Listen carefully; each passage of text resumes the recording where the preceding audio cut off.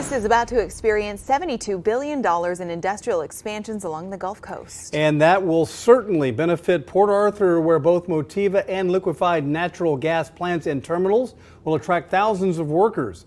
KFDM's Angel San Juan tells us the timing could not be better for a city that only 2 years ago faced the hardest hit in its history. Port Arthur appeared to be a city in decline. Old-timers talked about the good old days when the city boomed, but that was decades ago, and not a lot of folks spoke highly about the city's future. Now, though, Port Arthur seems to be poised for a comeback, and it stretches far beyond downtown and the Motiva investment. This was Port Arthur a little more than 2 years ago. Tropical Storm Harvey flooded nearly the entire city, forcing many of its citizens out of town. A lot of them have yet to return.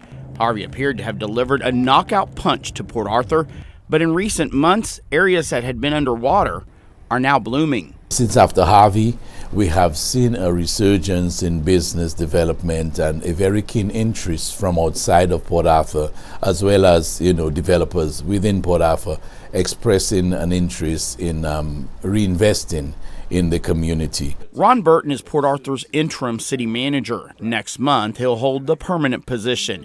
He's hoping to usher in an era of prosperity for the city. Port Arthur is on the move.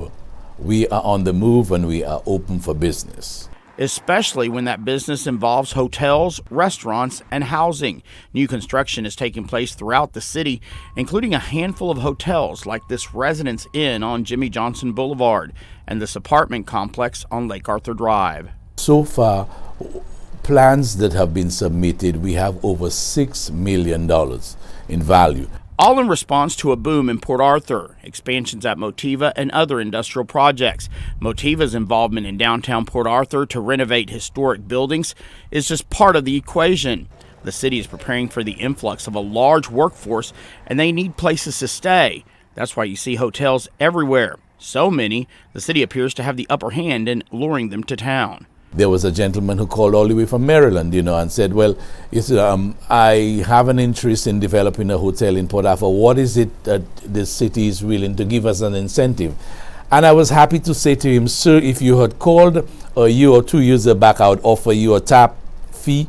But at this stage, I'm not offering anything. The increased interest in Port Arthur allows the city to be more selective. If you're coming with something with a boutique hotel or something that's vastly different to the product that we have right now, hopefully the council may have a different opinion.